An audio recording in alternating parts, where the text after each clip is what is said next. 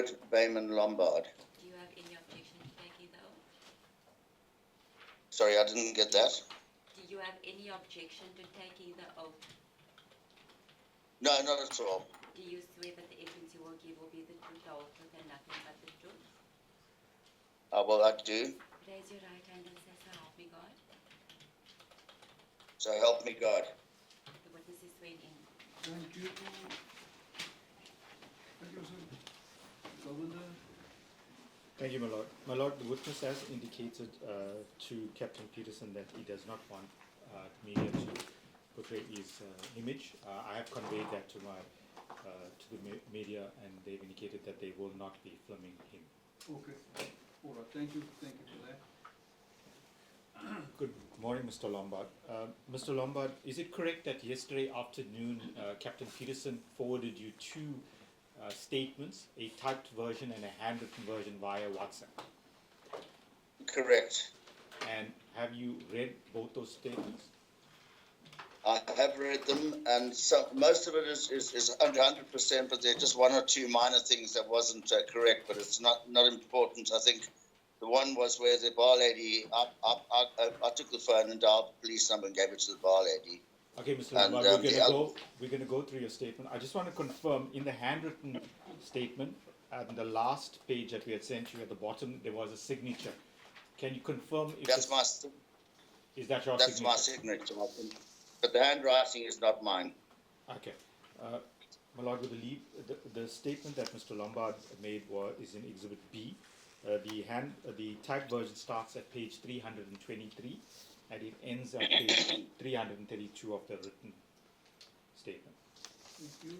My Lord, with the leave the court, may I read it into the record? Very well. Thank you, Mr. Governor. Mr. Lombard, I'm going to read that statement now that was sent to you via WhatsApp. You must please just listen to it very carefully. It starts with your details, and it says, I state under oath in English, on Saturday the 1st of May 1993 at around 10:15 in the evening, I was sitting at the bar counter in the Center Ladies Bar at the Highgate Hotel with my back to the door when I heard a burst of automatic gunfire. I immediately dived forward over the bar counter, grabbing hold of the bar lady who was standing slightly to the left hand side in front of me. I pulled her to the ground, taking cover behind the bar counter. At this juncture, I heard an explosion. Whilst taking cover, I drew my .38 Special by Rossi with the serial number D826699 from my moon bag. When the automatic gunfire stopped, I stood up with my revolver in my hand. I then noticed a black male standing in the doorway of the bar. He was wearing a grey, and in brackets light, balaclava with a heart-shaped opening revealing only his eyes and nose. He was 5 feet 9 inches tall, medium built, wearing a grey jersey and grey trousers. The trouser bottoms were tucked into the army-style boots he was wearing. He was holding an AK assault rifle at his hip. He was holding it as a right-handed person would. The black male turned in my direction. I then discharged approximately 4 shots in his direction. The black male then spun around quickly and ran out of the hotel via the main entrance. I then reloaded my revolver. At this time, the bar lady had moved to telephone and was busy contacting the owners of the hotel and the police. I then moved from behind the bar and exited the bar via the bar lady's exit into the foyer of the hotel. I then proceeded to the entrance of the hotel and looked out to the car park. I then noticed a black male of similar description of the first black male running towards me. He was approximately 15 meters away from me. He was armed with an AK-47. There were street lamps giving light. I then discharged 5 shots at this man. The man spun around and ran off up the road into the darkness. I then reloaded my revolver. It has a 5-shot capacity. A civilian motor vehicle arrived in the car park, driven by a white male and a white female front passenger. I informed them of the incident and told them to get away from the area. The white male reversed his car away from the hotel. I then ran back inside to the ladies' bar using the patron's entrance. I went over to the young man to whom I had earlier been talking to during the evening. He was crouched down on the ground with his back towards me, leaning against the bar. I took him to see if he was all right. I then noticed a wound on his chest. I laid him down on the ground and realized he was dead. During the evening, this young man had introduced himself as Nigel. In your typed version, it just has the word Nigel, but in the handwritten version, in brackets, it has Dion Aris. I checked that the bar lady was okay and told the customers in the bar to lie still as help was on its way. I then returned to the car park where after members of the South African police arrived.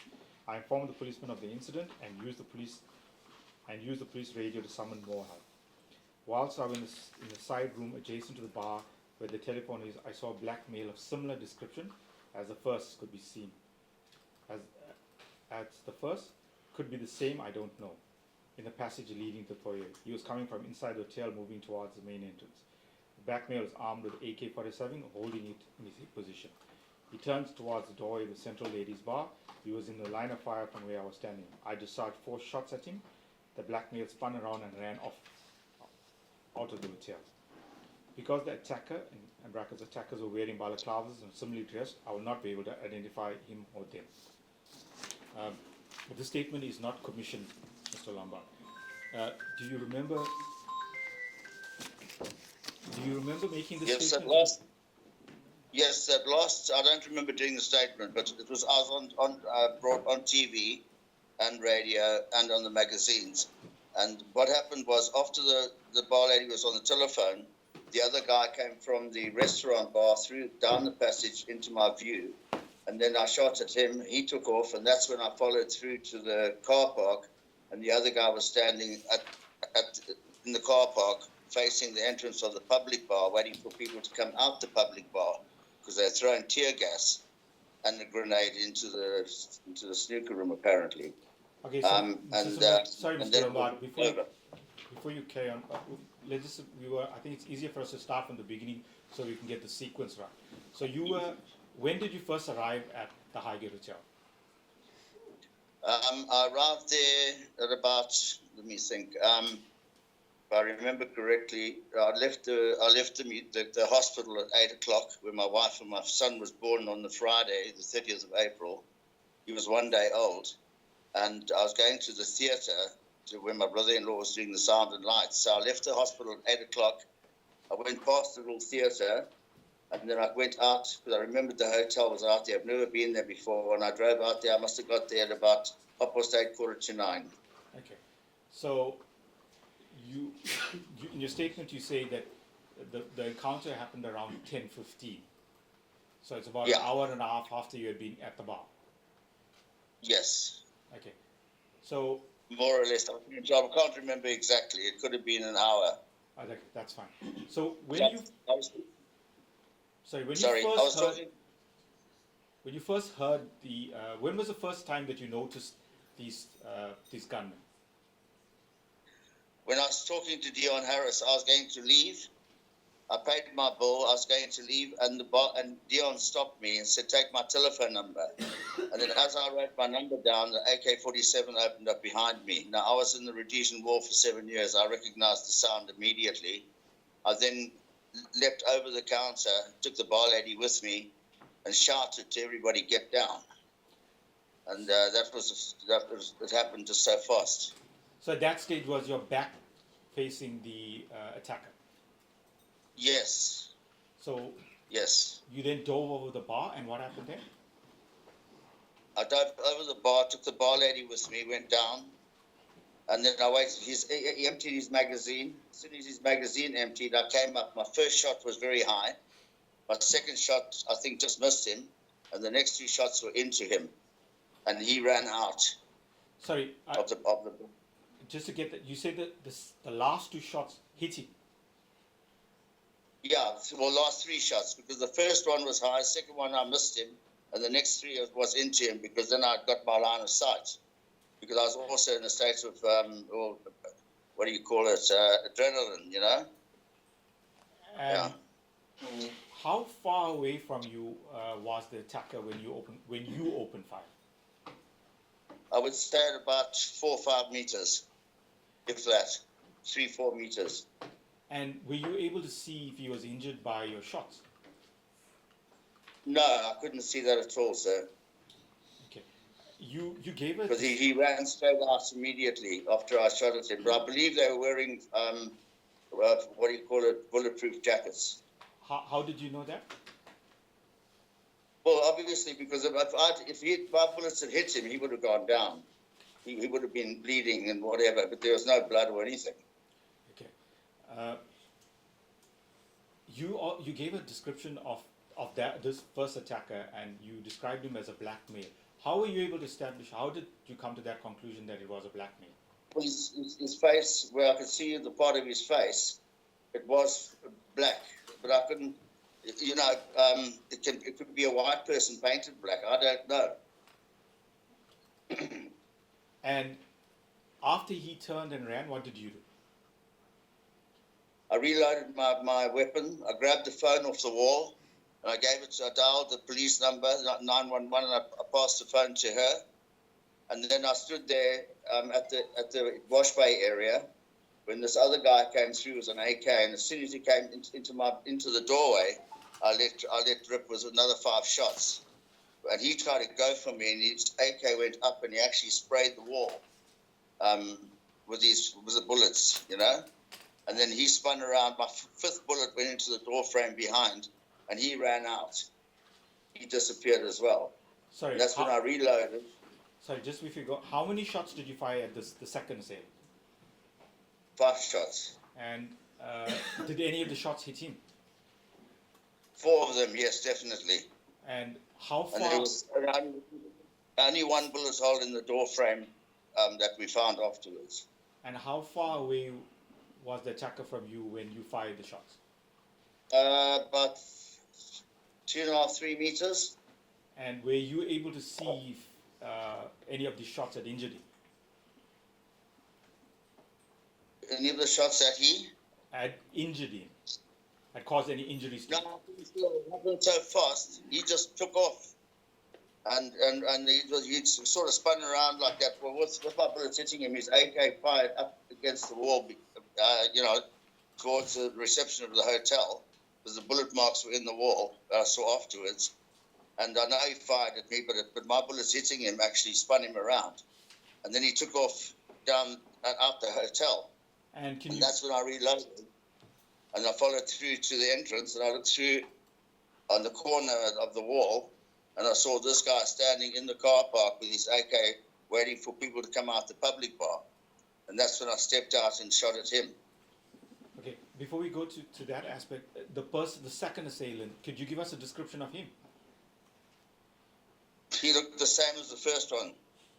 Were you able to see? Were you able to see what race group he was?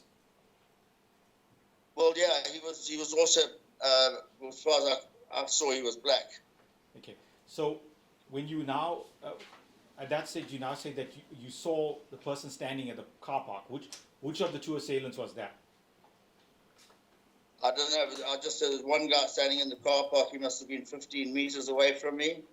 And he had an AK-47, and he was standing waiting for people to come out the public bar. Okay, and then what did you do? I stepped out and shot 5 shots at him, and he took off. Okay. And you can't say if this person could have been a 3rd assailant, or he could have been one of the first 2 assailants? I think he was the 3rd assailant. Okay. And after he took off, what did you do? After? After this person who was standing in the car park, after he ran away, what did you do?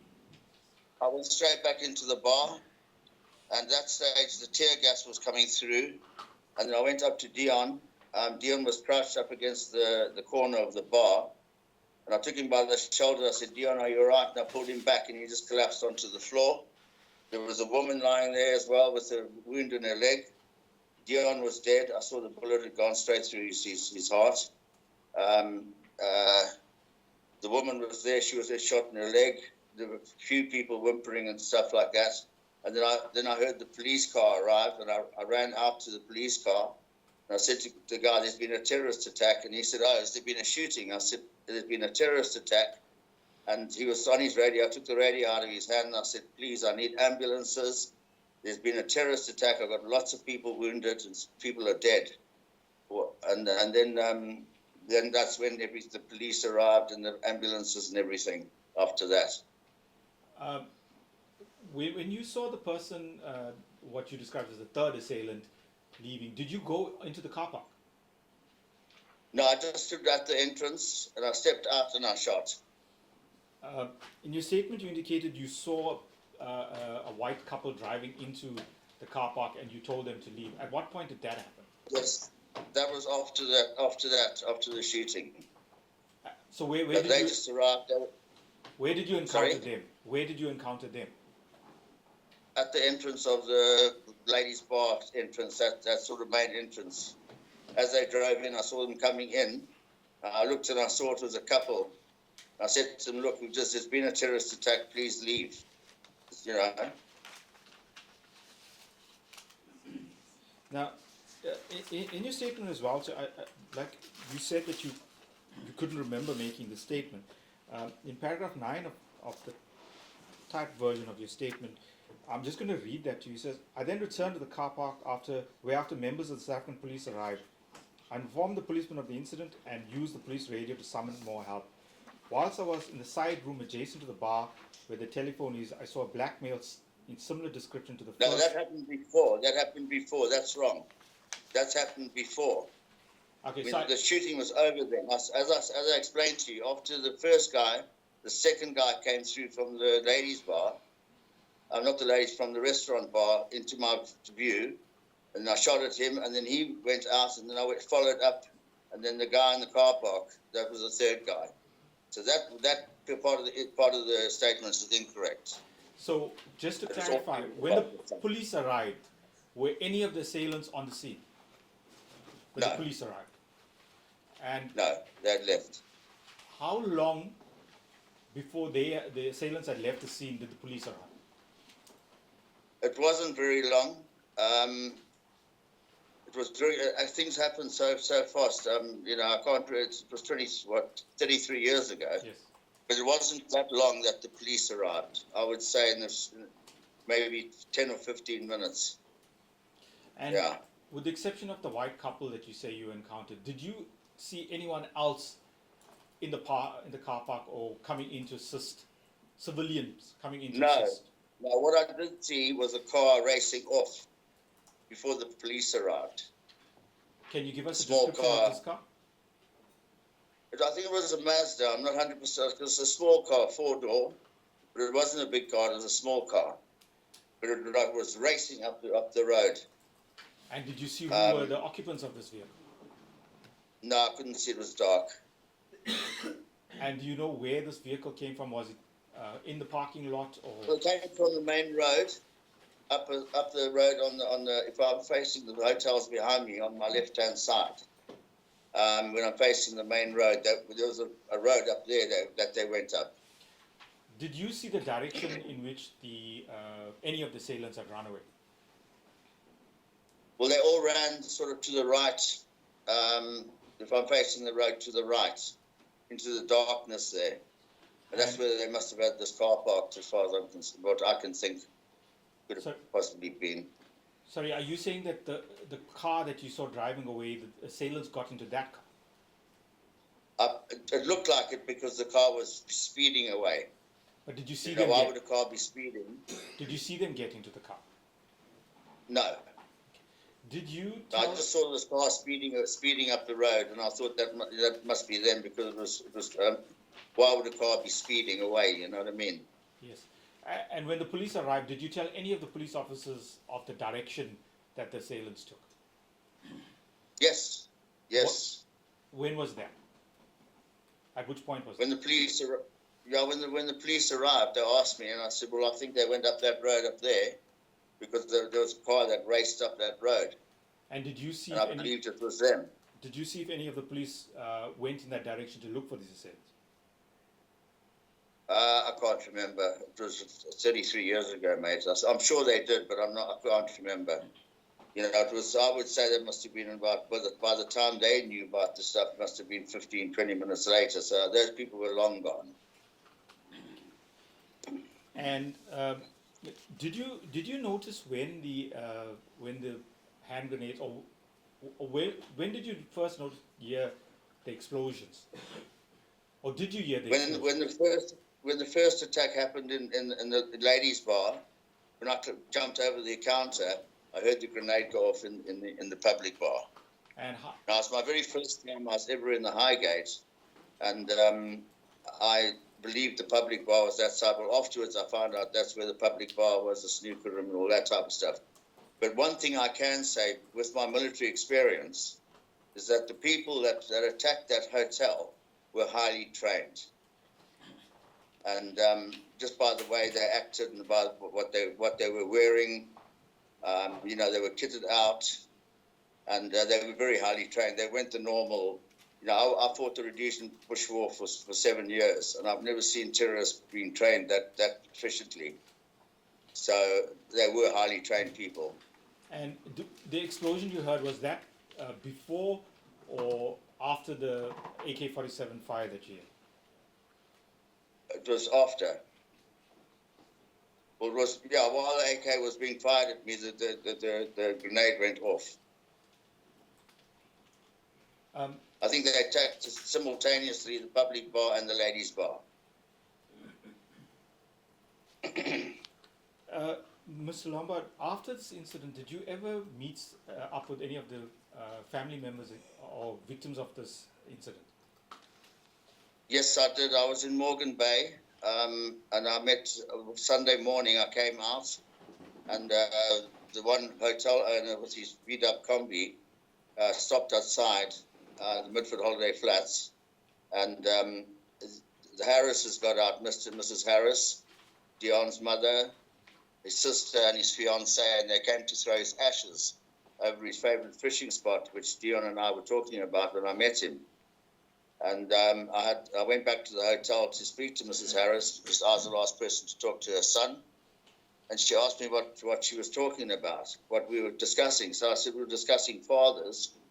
As Dion said to me, he's going to meet his real father. Mrs. Harris went absolutely white. She said his real father's been dead for 10 years. And that was really, really scary. That was something quite... And if it wasn't for Dion, I would have been the first person to be shot, because he stopped me to take my telephone number. If he didn't do that, I would have been the first person to be shot that evening. I would have walked into these guys straight away. So it was very, very traumatic.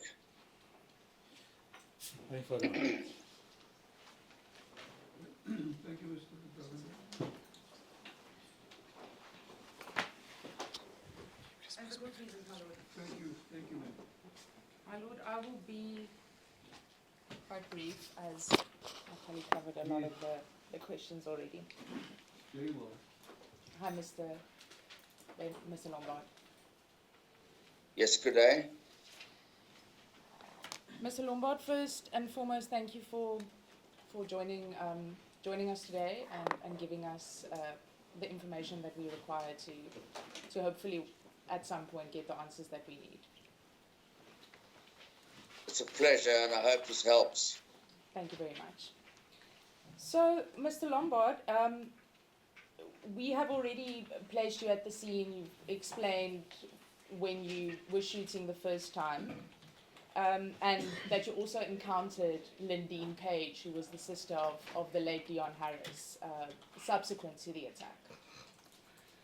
So, it was the evidence of Lindeen that, as you said, she met you on the rocks where they were sketching her late brother's ashes, and that you told her what occurred that night, and that this was the version. You stated that you pushed her brother down because you heard the sounds. You pushed Dion down, and he went on his I didn't haunches. push Dion down at all. Dion was standing next to me, and I cleared the bar counter. The only time I saw Dion again was when he was crouched down in front of the bar, and I pulled him by the shoulder. I said, "Dion, are you all right?" And I pulled him back, and he just fell back onto his back. He was dead. So is that And then? when over the bar counter, I shouted to everybody, "Get down!" So is it then incorrect to state that you pushed down Dion, and the reflection that you pushed down the bar lady in your statement is the I went correct over version? the counter. I went straight over the counter. I grabbed the bar lady and took her down with me onto the floor. Okay. He said he had a gun and he shot back, and that he was an ex-Rhodesian army man. You have now confirmed that you were quite a skilled shooter. You were in the Rhodesian army for 7 years. This is correct. This is correct, yeah. So From the age of 17 to the age of 25. that is a very long time. Mr. Lombard, in the investigation diary transcript, it stated that I just want to make sure who specifically stated this, but the witness Edwin Lombard, also known as Bayman, shot the attackers with a .38 special gun. From the interview that was conducted with him on the scene, it is possible that one of the attackers was shot.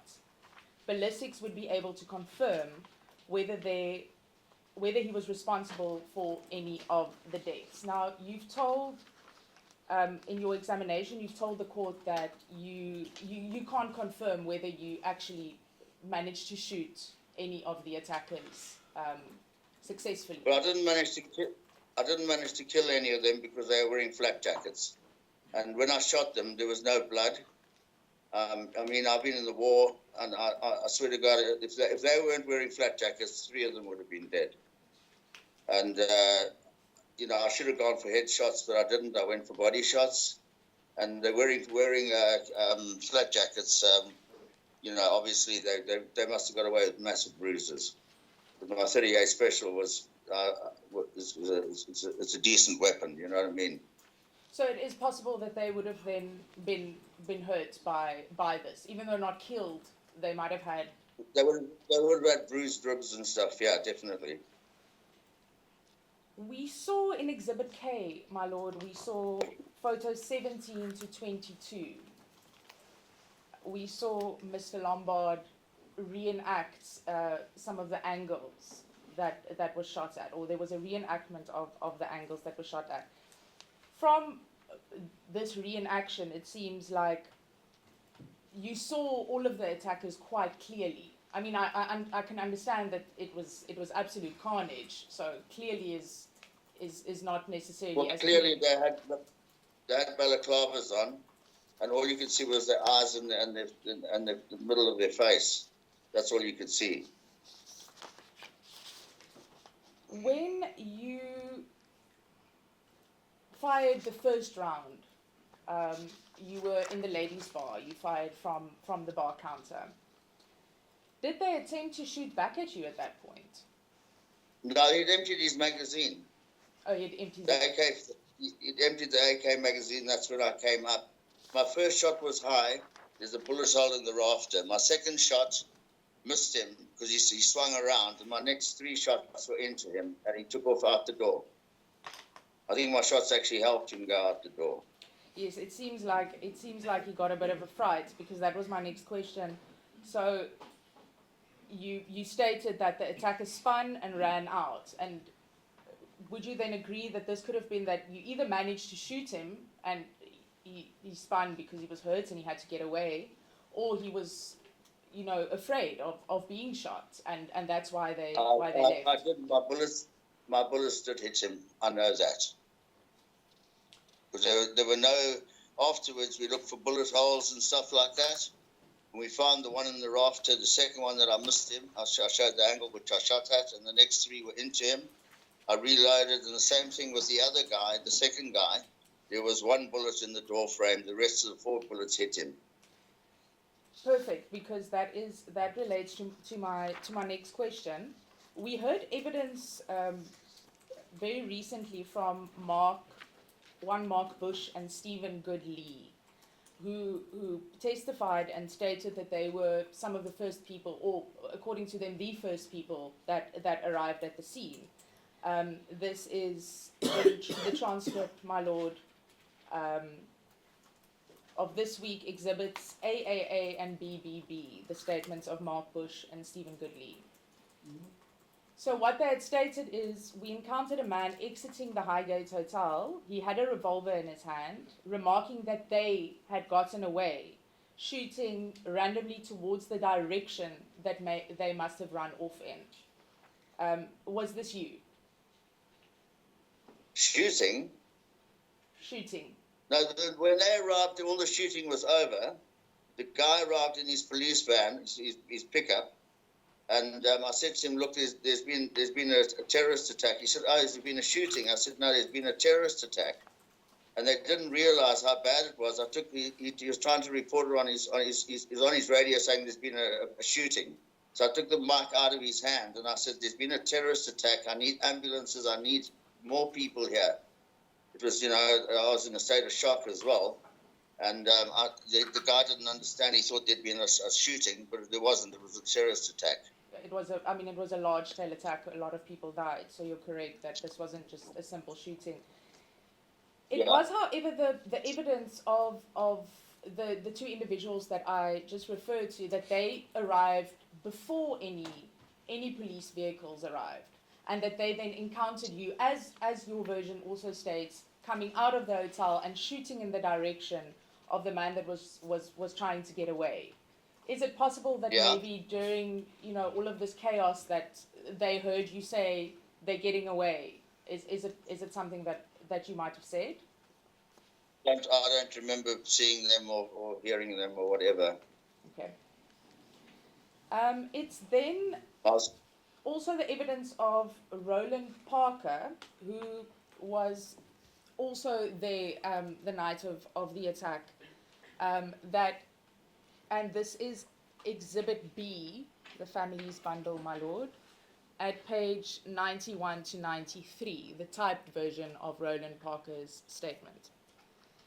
So in his statement, he states, and he was in the public bar at the time of the shooting, he ran to the doorway and saw a white arm protruding around the main entrance to the hotel. This person had a revolver and was firing shots diagonally across the parking area in the direction of Dawn. This person fired about 5 or 6 shots. Can we assume that this matches That was with me. your statement? That was you. Yeah, that was me shooting at the terrorist that was in the car park. Okay, fantastic. So you state after that you ran back inside after being outside, Yes. after shooting. And we briefly spoke about the getaway car. You can confirm that, save for knowing that it was small and it was possibly a Honda, there's nothing else that you can tell us about this getaway vehicle. No, it was dark. It was dark. This car just raced off, you know what I mean? And actually, did I fire at it? I might have fired at it as well, yeah. I think I might have fired at it. Can't remember now. But it raced off. I did fire at it, and it raced off up the road. And I was absolutely sure that those were the guys that attacked the hotel, because there was no other vehicles. The place was quiet. There was no traffic. And that car raced up the road, So there's in these circumstances, there's a possibility that the getaway vehicle might also have a bullet hole in it. Possibly. You afterwards, as we confirmed, you said that you ran back inside, and the man you were speaking to throughout the evening, which is then Dion, you found him, and yeah. unfortunately, he had passed away. Well, the bullet must have hit him because he had his back to the gunman, because he went down in the corner of the bar on his knees and he was leaning up. He looked like he was leaning against the bar. I went up, took him by the shoulders, I pulled him back, and he just dropped, and he was dead, instantly dead. In the statement, the typed statement, both the written and the typed statement, you stated that this individual introduced himself as Nigel. Is that a mistake in the statement?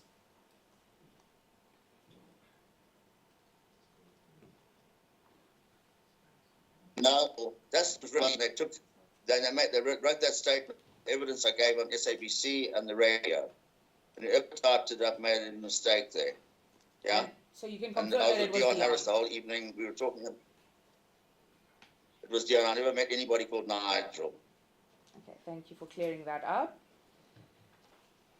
And then in the evidence of Lindeen, she also states that I was with them. You stated that I'm Bayman Lombard, and explained to us how you met Dion at the Highgate that night, and how your wife just had a baby, and you were talking about babies, and Lindeen was going to have a baby. And as you stated, you gave him your phone number after you requested it. I just want to confirm that this is correct, what you told Lindeen, and it's in line with what is in the statement. Yes, basically we spoke about fathers. We had an in-depth conversation about fathers. We wanted to know what my father was like. Also spoke about his favourite fishing spots, and because Midford Holiday Flats, my mum and dad used to run the place, I used to visit there often, and his favourite fishing spot was outside the Midford, and mine as well, which was coincidental. And then when I was there the weekend after the shooting, and they arrived, the hotel guy brought them to throw the ashes, was quite uncanny because it just happened that I was there. And that's when I met the Harrises, his mom and dad, and his fiancée and his sister. I went back to the hotel and spoke to his mom. So that His stepdad, yeah. That was purely coincidental, or rather, well, actually wonderful that you ended up there. Yeah. I just quickly want to speak to you about what you perceived regarding the response that evening. There were obviously a bunch of injured patrons, many of whom passed away. After the attack, did you perceive any assistance to these injured patrons by first responders? Yes, I did. I tried to help a bit. One woman had a leg injury. I told them to tourniquet her leg off, or to apply pressure. I can't remember exactly. Apply pressure to the wound. That was the only one I remember. And then the police arrived, and then the next minute the ambulances arrived, and all the rest of it. So I never went near the public bar. Apparently there was quite a bit of carnage there. So that was about it. And how long, give or take, I understand that this is very long back, how long would you say it approximately took for first responders to arrive at the scene and start helping the patrons? I would estimate about 15 minutes, 20 minutes. Thank you. They were quite quick. The response was quite quick. And in your opinion, were they thorough? Did they attempt to? Sorry, were they? In your opinion, did you perceive them as thorough? Were they attending to the patrons in a thorough manner, carrying them out? Yeah. They were very good. Yeah. So, Mr. Yeah, Lombard, I didn't stay long after that. I spoke to the police, and then they said I could go. I went back to my brother-in-law's house because I was staying with them for the weekend because I lived in King Williamstown at the time. And I can remember putting CNN television on, 2:30 in the morning, and the Highgate was already on CNN. just to make sure, I think this was cleared up. I just want to confirm this. In the statement that you made, it states that you spoke to the police officers, and then only in the following paragraph, in paragraph 10, you state that whilst I was in the side room adjacent to the bar where the telephone is, I saw a black male of similar description. It could have been the same one, I don't know, in the passage leading to the foyer. But you state that is incorrectly placed. This happened before you spoke to the police. Oh, long before.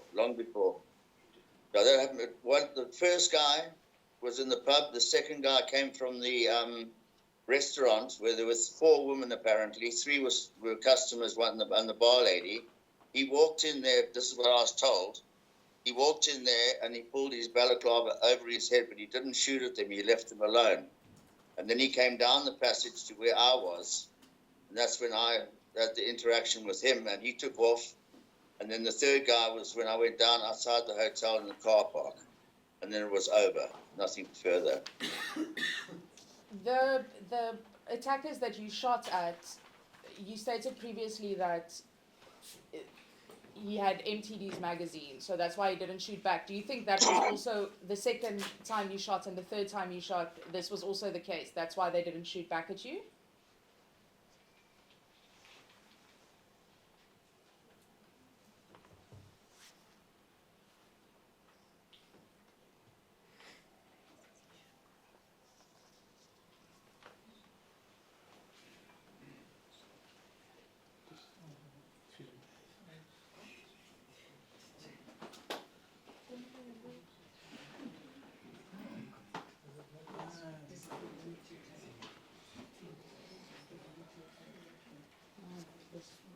questions.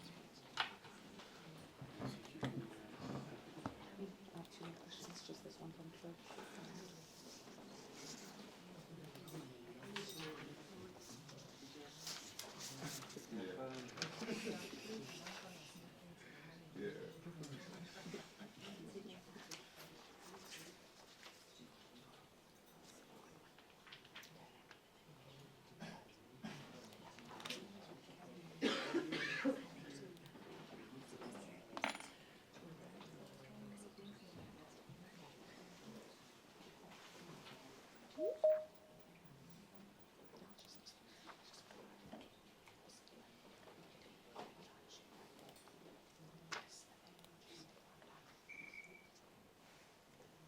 Hi. I'm back. Fantastic. So I think we left off where I just asked the brief question of, did any of them try and shoot back at you, or by the time that you were shooting Yes. at them, were they The magazines? second guy actually shot back at me. When he came into my view at the door at the wash bay, he immediately saw me and he went to shoot me. That's when my bullets hit him. With my bullets hitting him, it spun him, so his AK-47 went up and over towards the reception of the hotel. So his bullets hit the wall above the door and away from the door to the right. And that's when he spun. I spun him. He spun around. 4 of my bullets hit him. The last bullet went into the door frame behind him, but he took off. And this was the evidence of the ballistic expert stated that there was a bullet hole in the door frame. So that seems to be in line with Yeah. what has been stated. So out of the 5 shots, 4 of them definitely hit him. And Mr. Lombard, did you go to the police afterwards to hand in your gun for any ballistic testing? No, nothing like that. You didn't do that. Nothing. They didn't request that at all. So they didn't request your gun. They didn't request any further interviews with you. Nothing. Nothing.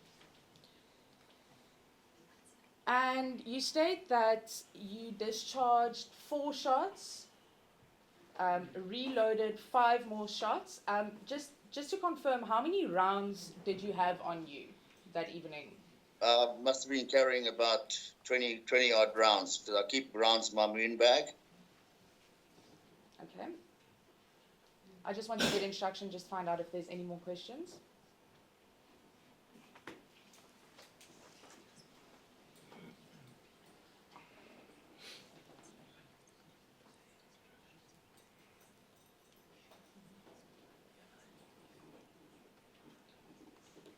Okay.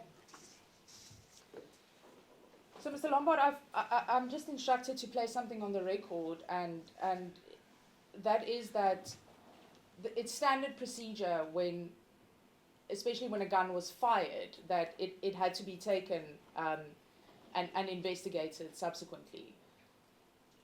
And you can't remember anything of this nature being done. They never asked me for my weapon ever. They never asked me for my weapon. But in fact, a week later, I was in Morgan Bay with my son.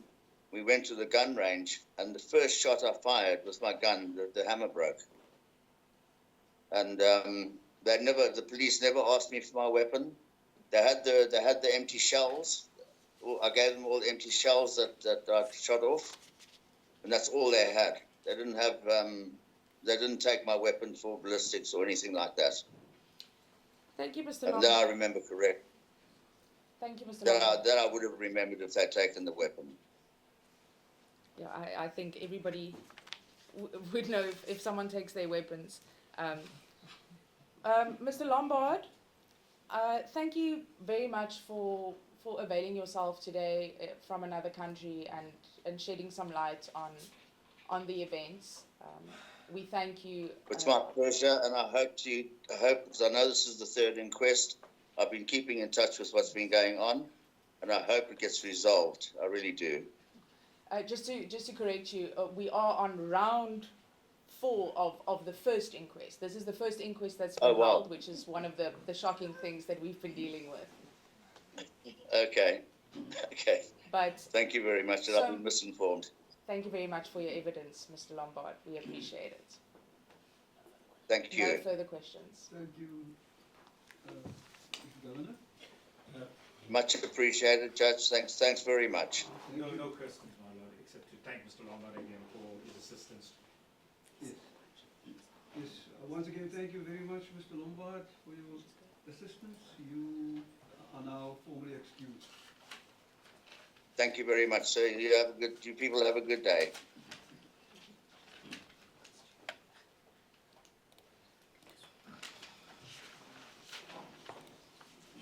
Mr.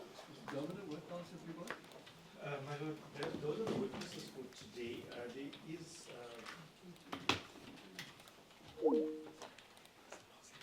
my lord, we intend to hand up the TRC hearings, but we still need to print that, so we will probably try and do that. But I think my lord colleague wishes to hand in some documentation, so I'm just going to hand over to him. Very well.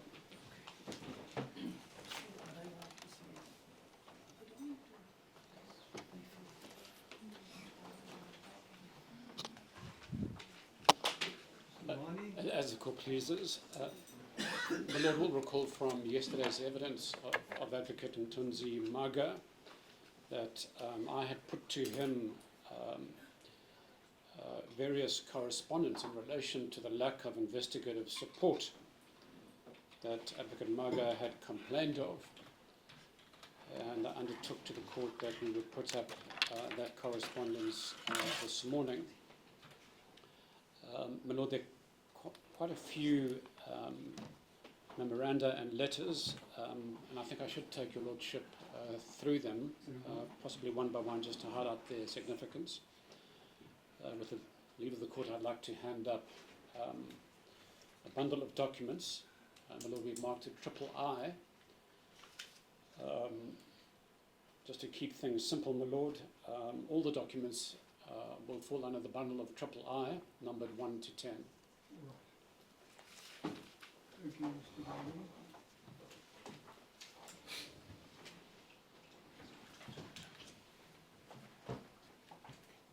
And before I forget, my Lord, we did manage to make contact with the filmmaker Mark Kaplan, who recorded the meeting between Advocate Maga and the families. I forget the exact date. It was in 2006 or 2008. My team will tell me. We've managed to download part 1 of that interview. We're still downloading part 2. Well, We will also see if we can have it transcribed. And before we deliver closing arguments tomorrow, we will attempt to hand that up to your Lordship. very well. So, my Lord, turning Let us, to... Mr. Make a plan. We'll try and make a plan, my Lord. Turning to the correspondence, my Lord, in Exhibit Triple I, just some quick background. My Lord, all this documentation comes from another matter. My Lord will see on the front page that we've attached an affidavit by Raymond Christopher McAdam from a High Court case in the Gauteng Division, case number 76755/18. My Lord, it's also reported as Rodriguez versus National Director of Public Prosecutions of South Africa and the Minister of Justice and Minister of Police. It's reported in 2019-3, all SA 962 GJ. My Lord, the context is that this Mr. Rodriguez was a member of the security branch and claimed to be present in the room when Ahmed Timal allegedly jumped out the window as per the police version, and he gave evidence to that effect at the reopened inquest into the death of Ahmed Timal, which took place in 2017, also in the Pretoria High Court. My Lord will recall that the High Court in that matter ruled that Mr. Timal had not committed suicide, but in fact had been pushed out of the 10th floor, or alternatively the roof of John Vorster Square, fell down 10 stories and died shortly thereafter. As a result of that finding, the NPA decided to charge Mr. Rodriguez with the murder of Ahmed Timol.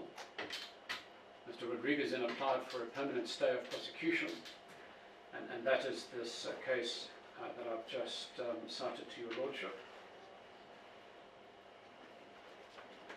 In the application, Mr. Rodriguez argued that some 50 years had, in fact more than 50 years had passed, and he sought a permanent stay of prosecution on that basis. I won't go into the detail of his argument, but a dispute arose as to the question of this delay, and my lord, as it turned out, I appeared in that matter on behalf of the Timol family, and Mr. Imtiaz Kaji, one of our clients, put up an affidavit stating that the delay was due in part to the political interference that the TRC cases, including the Timol matter, had been subjected to.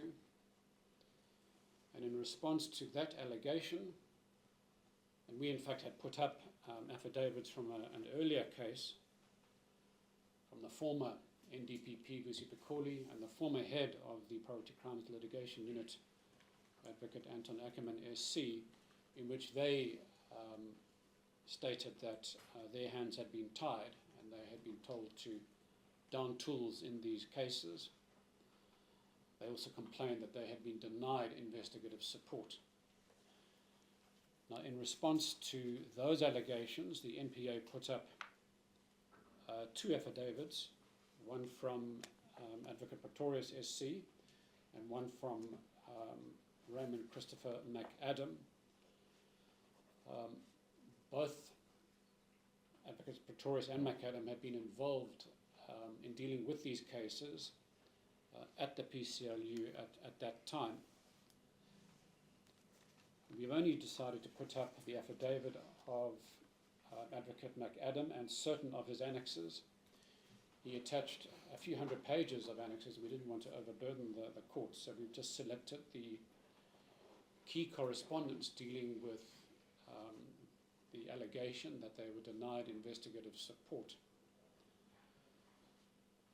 And the affidavit of McAdam, together with the correspondence he attached, essentially says that the NPA, in particular the PCLU, made strenuous attempts to persuade, in the first place, the Directorate of Special Operations, at that time known as the Scorpions, and then subsequently the SAPS, to provide detectives and investigators for these cases.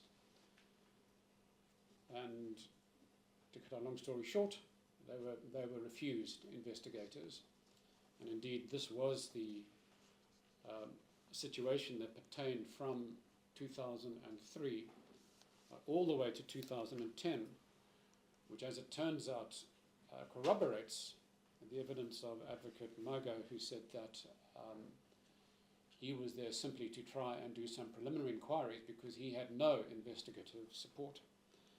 So, my lord, the evidence put up in the Rodriguez matter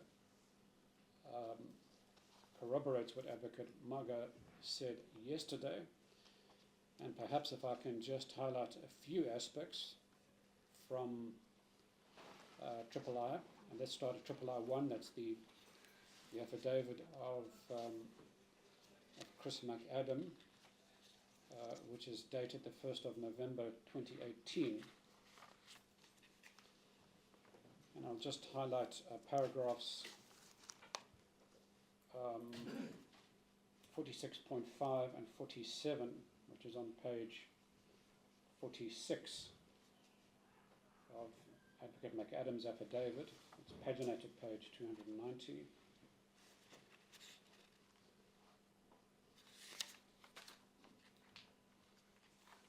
One of the annexes that Advocate McAdam had attached was a memorandum that the then NDPP Advocate Macaulay had sent to the then Minister of Justice, Bridget Mabandla, and he set out in that memorandum detail what he construed to be interference with dealing with the TRC matters by other government departments, and concluded as follows: I have now reached a point where I honestly believe that there is improper interference with my work and that I'm hindered and or obstructed from carrying out my functions on this particular matter. Legally, I have reached a dead end. And there he's specifically referring to this class of cases, namely the so-called TRC matters, of which the Highgate case was one. In paragraph 47,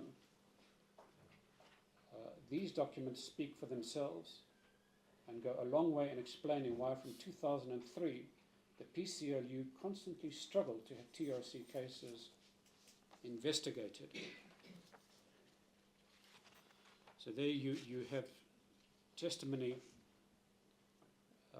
from McAdam in the form of his affidavit, as well as the allegation by the top prosecutor in the land, the then NDPP, saying that his hands were tied, he had been blocked from taking these cases forward.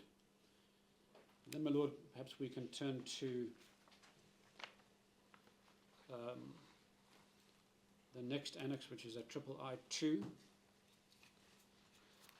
That is an internal memorandum sent by Advocate McAdam when he, at that time, was the head of Special National Projects with the DSO. And he set out, I'm not going to waste the court's time by going through all the cases, but he set out some 28 cases in which prosecutions could either proceed, or they were in different stages of preparation, or they were matters of high interest in which they wished to proceed with investigations. And that was sent to the head of the DSO as well as to Advocate Ackerman, who at that time was the head of the PCLU. And then if we turn to the next annex, which is marked III-3, this is another internal memorandum which is addressed by Advocate Ledwaba. He was a special director, the head of operations in the DSO, or the Scorpions at the time. And he's addressing it to one of his top investigators, a fellow by the name of Andrew Leask. I'll just read two sentences from paragraph 1, Roman numeral 1, titled TRC Cases. I have decided that SAPS must take over the investigations of all such cases currently handled by you. Your files should be closed off and all the material given to the PCLU. So essentially, Advocate Lewaba is telling the investigator in charge of the TRC cases that he must cease work on them and hand them over to the PCLU. On the next page, that's another matter which I won't go into. Let's now turn to the next attached letter at III-4. My Lord, this is a letter from Advocate Ackerman SC, head of the PCLU, addressed to Divisional Commissioner De Beer at the South African Police Services in Pretoria, and he was the head of the detective services. And now, because the DSO have refused to investigate the TRC cases, the NPA is now turning to SAPS to plead with them. And in fact, was not apparent is that they did have a meeting with Advocate De Beer, and Advocate Ackerman is now, De Beer is now responding to the request. So this is the letter from Divisional Commissioner De Beer to Advocate Ackerman. And on the second page of that letter, De Beers says that given that the DSO had been authorised to investigate these TRC cases, and in those days they had to get a presidential proclamation to do so. De Beers on behalf of SAPS says, well, you're going to have to approach the president, and only if the president decides that SAPS should investigate will SAPS do so. The second last paragraph. If the President indicates that the South African Police Service should be involved in the investigations, the instructions should be obtained in writing. Upon receipt of such instructions, the SAPS shall of course assist. But only if the President decided to transfer those investigations, and such an instruction was never received. Then if we turn to III-5, this is now a memorandum, also in 2003, dated 11 November 2003, from Advocate Ackerman to Advocate Jeff Lodwaba at the DSO, copied to the NDPP, as well as Dr. Ramaita SC, also senior prosecutor, and Advocate McCarthy SC, who was part of the DSO. And this is really a plea from Advocate Ackerman SC, now that they got no joy from SAPS.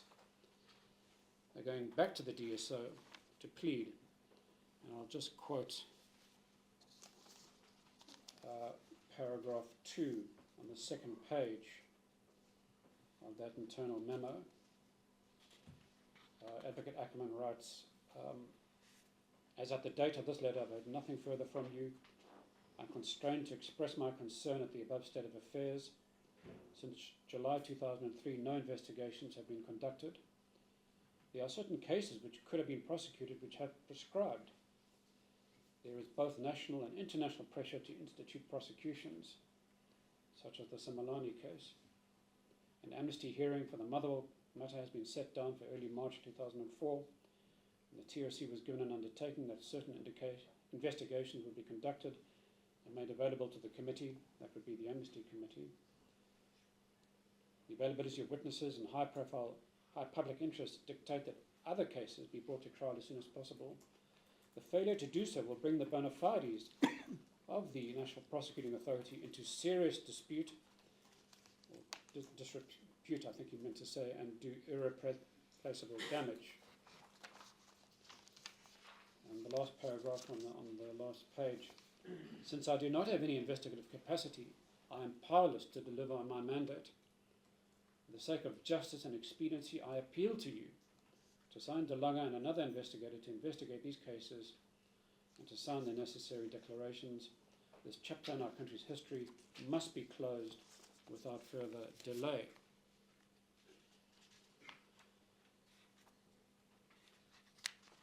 So, one can see, my Lord, some level of desperation on the part of the NPA,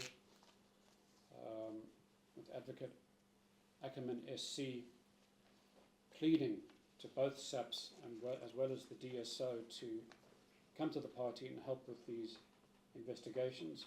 But they don't, my Lord. And so as a result, no investigators are assigned to these cases.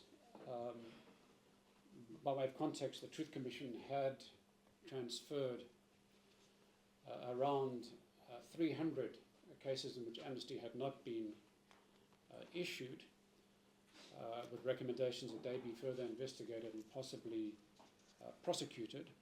And of course, these are very serious cases. They dealt with murders, massacres, kidnappings, and the like. So a period of six years passed with no investigations being carried out. And then we come to 2009. And at that stage, Advocate McAdam, who I believe at that point was now Deputy Director of the PCLU, he hears that Advocate Willie Hofmeyer, who at that time was heading up the asset forfeiture unit, was going to be appointed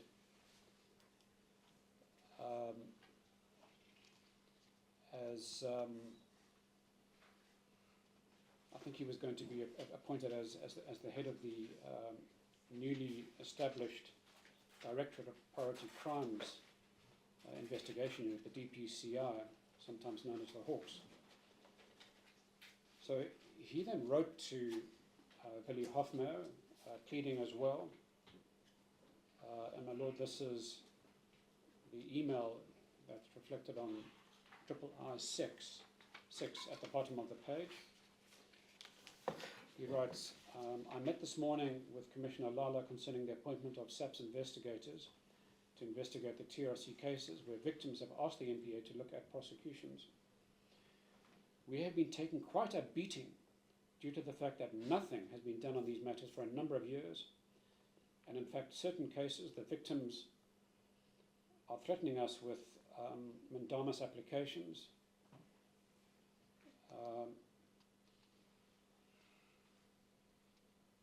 And he says, we're only looking at a small number of investigators. Obviously, no progress at all will be made if the investigators do not have previous knowledge of the relevant apartheid security structures. And he recommends a few possible detectives. And actually, one of them is our private investigator today, retired Brigadier Marion. As it turns out, Hofmeyer was not appointed.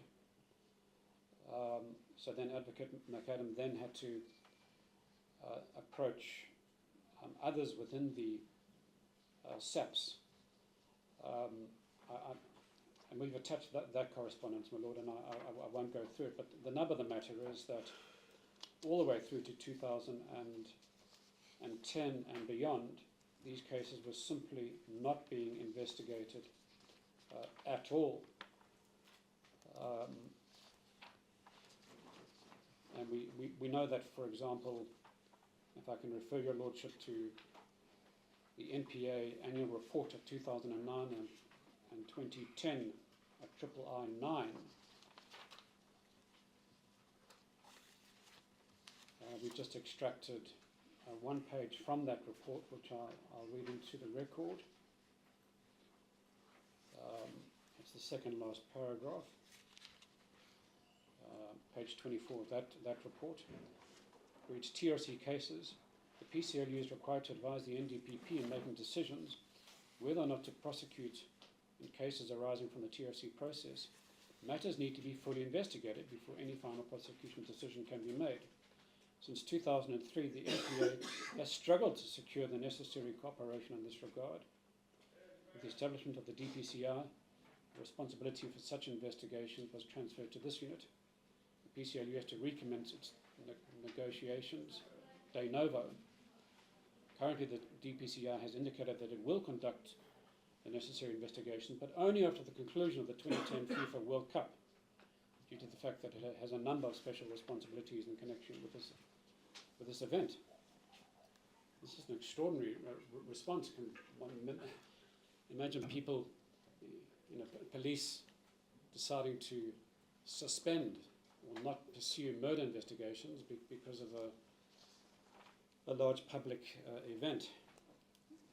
And then lastly, my lord, we've attached the minutes of the Parliamentary Portfolio Committee, that's the Justice and Constitutional Development Committee meeting on the 12th of April 2010.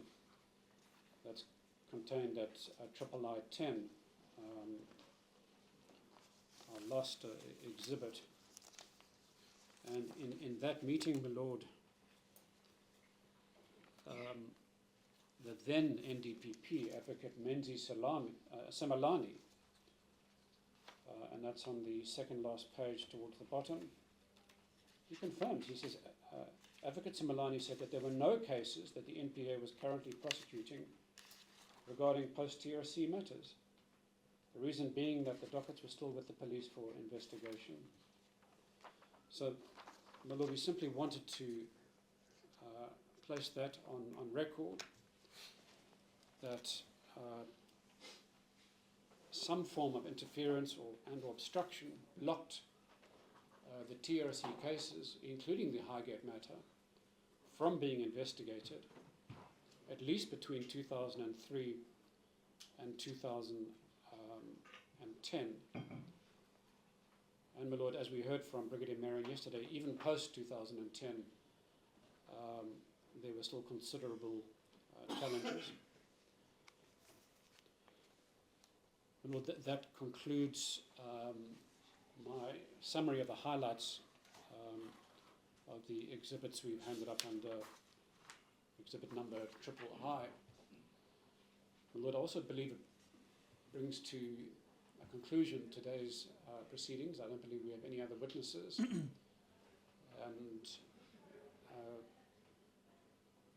the idea being that we will spend the rest of the day preparing our closing arguments to deliver to your lordship tomorrow. Yes. Very well. That's in order, Mr. Bani.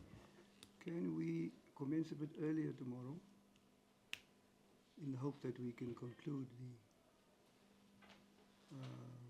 evidence? Perhaps we can commence at 9:30. As the court pleases.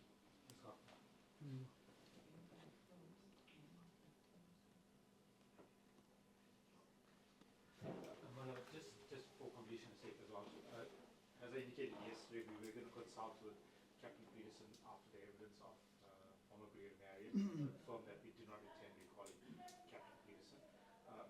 As I also indicated, tomorrow morning we will hand up the TRC applications, TRC evidence as an exhibit as well. We are in line for this matter. Very well. Thank you, Mr. Governor. Well, that concludes the evidence that we had. We will adjourn to allow the parties to finalize the closing arguments, and we will proceed to that tomorrow morning at 9:30. Court will As the court adjourn. pleases.